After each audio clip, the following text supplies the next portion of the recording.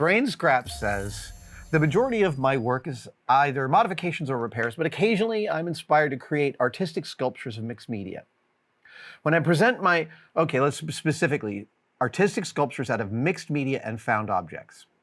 When I present my finished work for review or opinion, I'm all too often asked, how did you do that?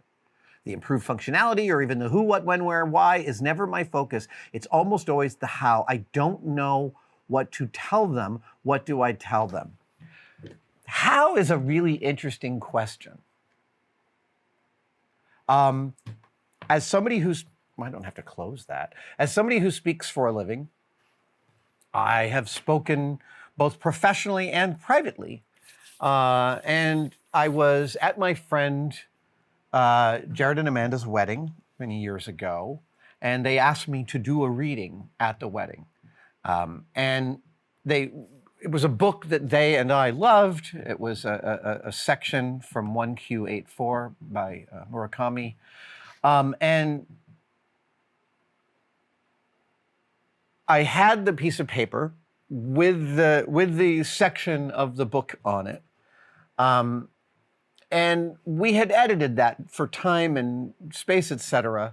But as to the leading up to the reading, I spent a few days really thinking about how to frame this, how to boil the story of 1Q84 into one sentence, which is non-trivial. And I workshopped a lot of different openings in my head. I even wrote a few down. And again, I'm not speaking for more than 40 seconds here, but I did spend some time really sort of thinking back and forth how the things that I would say in the order that I would say them in. And then as the wedding was progressing, I tend to go into sort of an overdrive mode because I'm up soon, right? And so I think to myself, okay, I'm up soon. And then I start to do that same process, but at a higher level. And then it's time to speak, and I get up and I say, blah, blah, blah. They've asked me, da-da-da. I give the thing, I do the thing. And it went really smoothly. It was really, really lovely. It was a beautiful wedding. And afterwards, several people came up and said, oh, so the reading was really lovely. And man, I wish I could talk off the top of my head like that. I really wish I could just speak extemporaneously. How do you do that? And 3 different people asked me this in the same afternoon. And the first 2, I was like, well, actually, it wasn't just totally off the top of my head. And then as I started to explain what I just told you, their eyes go dead. And I can see that like my audience is not interested in this story. And upon examining it, I think that when people ask how, they're inexpertly expressing that they're completely mystified by what you have made. And they don't actually really want to know how. But it's an easy shorthand way to say, I have no idea how what you just did works. And so when you start to, that phrase from Heinlein or whoever it is, any sufficiently advanced technology is indistinguishable from magic. I think there are sometimes people do a performance or play a guitar and sing a song and it feels like magic. I know we've all been in the room when something like that happened. And when something like that happens and you want to talk to the person that just transported you somewhere, not to say that I transported people with my comments off the top of my head or the comments before the reading, but like, I'm trying to give you a space to think about this. When someone does something remarkable in front of you, it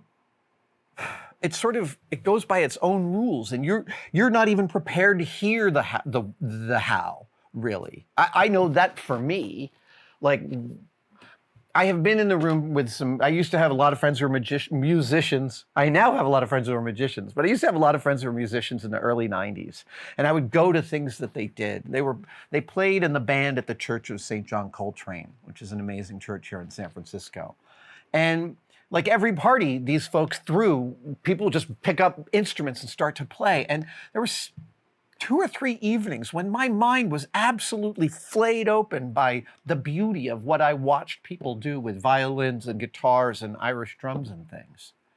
And I understand mechanically how those instruments work and how people sing. And there are also sometimes people make choices in a room that feel like absolute magic. And so if I go up and I say, how do you do that? I don't really, so this is the longest way of saying, I believe that when people ask, how did you do that? They're not always asking for the how. They are simply attempting to communicate how at sea they are with what you have done, what you've shown them. That's my impression.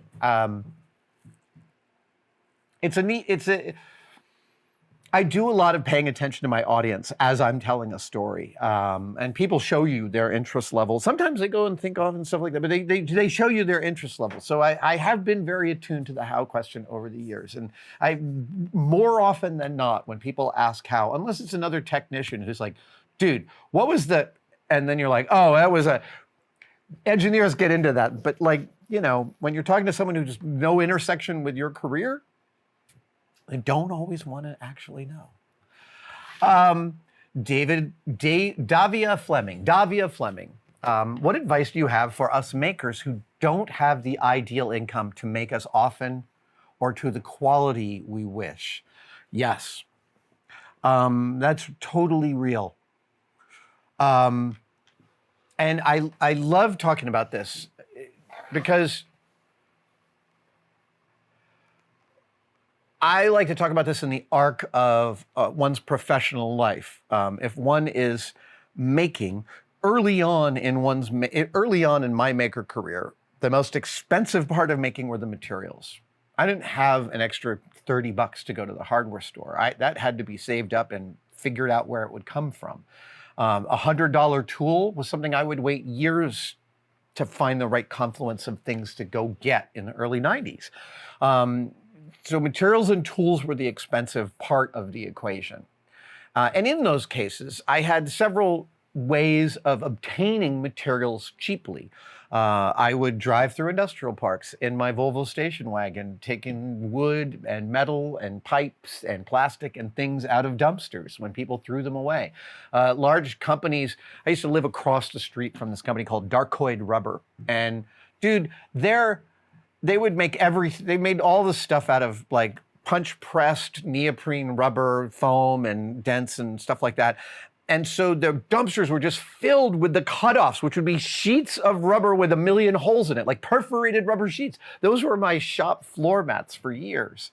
So dumpster diving was one. Another one is in San Francisco, there is a place called Scrap. And I can't remember what the acronym SCRAP stands for, but it's the San Francisco Unified School District's art distribution warehouse. And I went there for my entire young maker life up until really like 2000, probably. No, actually, you know what? On one lunch break, I swung by there during an early Mythbusters shoot in like '05, and I ran into my mother-in-law, who also spent her life shopping at Scrap. I bought some amazing, amazing materials, pieces of plexiglass. So Scrap is where if a company has a bunch of extra stuff, they donate it to Scrap, and then Scrap lets San Francisco teachers have it for super cheap. I mean, like pennies on the dollar, or artists. Once I was making TV money, I didn't feel like it was my place to go there. So lots of cities have something like that. Also, maker spaces will often have free piles of cutoffs. Craigslist is a great way. Craigslist free, while often it's people trying to get you to cart away their hazardous waste under the idea that maybe you can paint with it. Craigslist free is a great resource. The other thing is that the materials and tools being the most expensive part of the equation, that shifts over time. As you get older, as you build a life, and hopefully your ability to earn goes up, and especially if you are making and earning while you make, very quickly the tools and materials become the least expensive part of the equation, and your time becomes the most expensive part. And when you think about that time and materials working with each other, what I want to point out is that if you're a young maker and you're wanting to do it professionally, you can trade your inexpensive resource, which is time, for your expensive resources, which is tools and materials. And I did a lot of that. I did probably a dozen jobs over the first 3 or 4 years of my maker career in the early 90s, doing things for free as long as the production I was working for paid for the materials, and then I got to keep the props at the end. I always like keeping stuff I built at the end. And I would give people really good deals if I can do that. One, it just makes me more involved in the piece because I'm going to get it back at the end, so it's going to be better. But secondly, I feel like that's a great deal to build experience, because when you deliver for someone, they're likely going to hire you again. The other thing is you can pool your resources. The replica prop forum is full of threads over the years of people being like, hey, the fabric they made the flight suits from Battlestar Galactica out of is made by a company that only wants to sell it like 500 yards at a time. And I believe there was a moment when enough people on the RPF pooled their resources to buy 500 yards of this fabric. I might have the numbers wrong, but pooling your resources to buy something difficult or expensive is another great way to lower the impact. I would love anybody else's mitigating strategies for that, because it's a real burden. You know, one of the ways to build with better materials is, again, like, I try and remain conscious that some people just want to make stuff and they don't want to sell it. And I really, really appreciate that. I don't want to give all my answers as if making is a commerce-based activity, because it absolutely doesn't have to be. However, it's the one that I chose, so it's the one that I know. So it's going to be the one I'm going to frame with all my answers. Thank you guys so much for watching, and I wanted to briefly mention that you could become a tested member. I know, everybody is competing for you to become a member of their thing. What I want to express to you is that the tested membership has become such an important part of the tested family.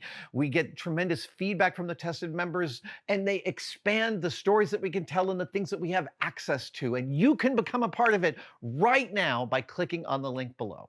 See you in the chat.